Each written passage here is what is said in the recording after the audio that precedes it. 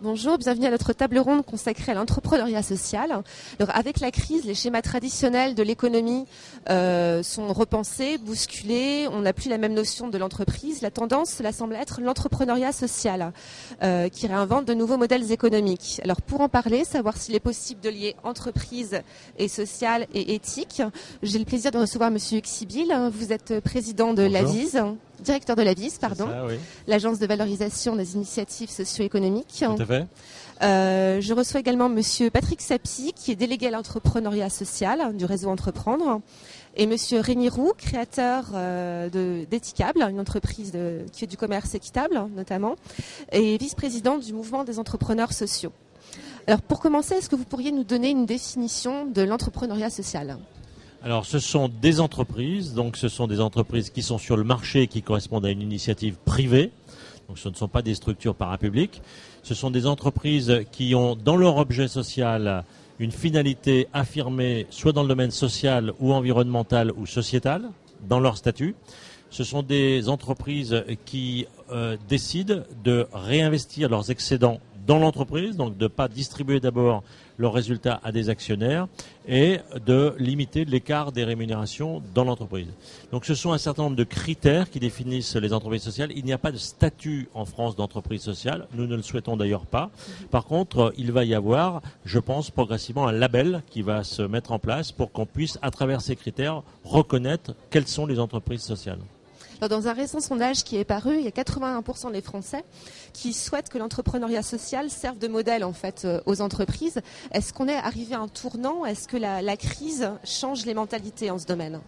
Oui, la crise change les mentalités parce que d'une part le chômage augmente, enfin les problèmes disons sociaux sont là, et d'autre part l'aspect financier de la crise montre qu'un certain modèle disons de profit trop important demandé en retour sur investissement marque sa limite. Donc il y a une attente d'une entreprise qui est clairement sur le marché, mais avec une finalité, une gouvernance et un mode de fonctionnement différent.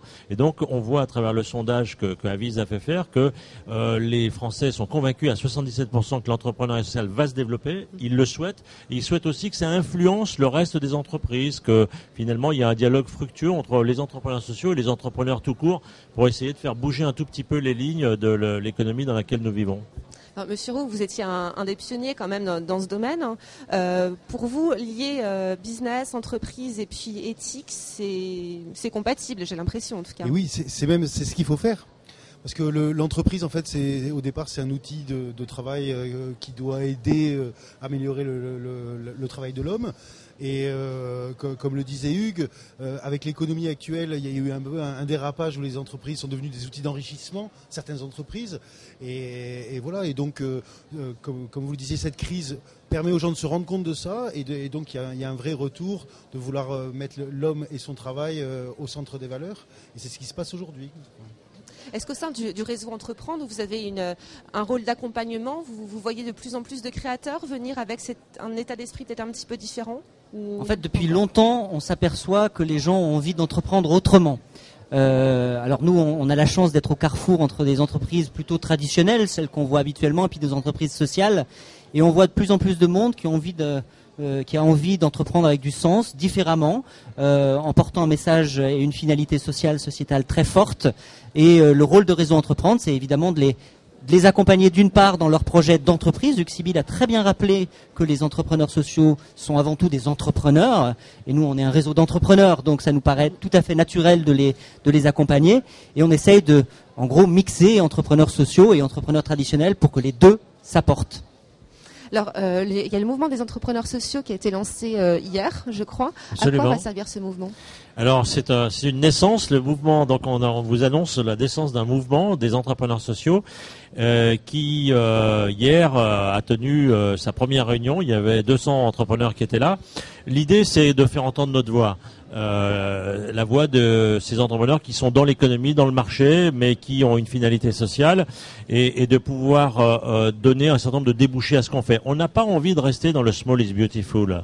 On a envie de conquérir des parts de marché. On a envie envie d'être reconnu, on a envie que progressivement cette forme d'économie influence toute l'économie. Et donc pour ça, avoir un mouvement qui est capable de s'exprimer, de représenter ces entrepreneurs auprès des pouvoirs publics, des décideurs économiques, des médias, eh bien c'est important. Et donc c'est ce que nous avons décidé de faire hier en lançant un mouvement qui va tenir son premier congrès en début juillet prochain et qui va faire un certain nombre de propositions, par exemple un label social, des propositions financières, pour que les entrepreneurs sociaux soient reconnus à part entière dans ce pays et ne soient pas considérés un peu comme des marginaux sympathiques. Non, ce ne sont pas des marginaux sympathiques, ce sont des vrais entrepreneurs. Ils ont le droit d'accéder à l'ensemble des dispositifs de soutien à la création d'entreprises, à l'innovation, au développement des entreprises, comme toutes les autres entreprises. S'il y avait, vous en avez cité quelques-unes, mais s'il y avait quelques mesures à prendre pour essayer de développer un petit peu l'entrepreneuriat social, ce serait quoi? Plus axé sur la formation, l'ouverture au financement Alors, bon, on a déjà une première bonne nouvelle, c'est que dans le grand emprunt, le gouvernement a décidé qu'il y aurait 100 millions d'euros qui seraient consacrés à l'entrepreneuriat social et solidaire pour investir dans ce secteur. Ça veut dire que pour apporter des fonds propres aux entreprises sociales, on a déjà une première bonne nouvelle et on va travailler pour essayer que cet argent soit utilisé de manière intelligente. On souhaite que notamment tout ce qui est le financement de l'innovation, aujourd'hui l'innovation technologique est bien financée par Oseo, l'innovation sociale est plus difficilement financée. Donc on souhaite qu'il y ait des fonds qui soient dédiés à l'innovation sociale pour permettre à des entrepreneurs sociaux de mettre au point leurs projets, leurs services, leurs produits. On souhaite créer un label, je l'ai dit encore une fois, qui permettra pour les financeurs de reconnaître les entreprises sociales qui bénéficient d'un label et donc qui respectent un certain nombre de critères. Donc ça vaudra pour les pouvoirs publics, mais aussi par exemple pour les fondations. Aujourd'hui, il y a de plus en plus de fondations d'entreprises qui ont de l'argent, qui sont prêts à mettre de l'argent dans les entreprises sociales, mais elles ne veulent pas le mettre n'importe où. Donc il y aura un label qui permettra de les repérer. Alors après, il y a toute une série d'autres propositions, effectivement, sur la formation, sur la sensibilisation des jeunes dans les écoles et les universités pour faire en sorte que ce type d'entreprise soit connu et qu'on ne pense pas, encore une fois, c'est toujours la même idée, qu'il n'y ait qu'une seule modèle d'entreprise qui est « je crée ma boîte pour gagner de l'argent ». Non, il y en a d'autres. Est-ce qu'il y aurait des conseils qu'on pourrait donner à des personnes qui voudraient s'investir dans ce domaine? Je pense peut-être au niveau du réseau Entreprendre, vous avez peut-être un peu plus l'habitude de conseiller. Je ne sais pas si on donne des conseils. En tout cas, on a une sorte de compagnonnage entre chefs d'entreprise expérimentés et chefs d'entreprise qui démarrent. Non, en fait, ce sont les conseils qu'on donne habituellement à n'importe quel entrepreneur. Alors, bien évidemment, avoir un projet qui s'inscrit dans le champ économique et là pour le coup et social, c'est important d'allier les deux, d'avoir des capacités de développement commercial, de gestion, et puis d'être en capacité de mesurer son impact social. Ça nous semble aussi très important, notamment quand on crée une entreprise sociable. Tous ces champs-là, tous ces conseils-là, un chef d'entreprise peut les apporter. Alors, on ne travaille pas seul, on travaille aussi avec les spécialistes de l'entrepreneuriat social. On est plutôt un réseau généraliste et on s'appuie en fait d'équipes d'experts qui peuvent nous aider à mieux accompagner les porteurs de projets de manière à ce qu'ils aient les meilleures chances de succès.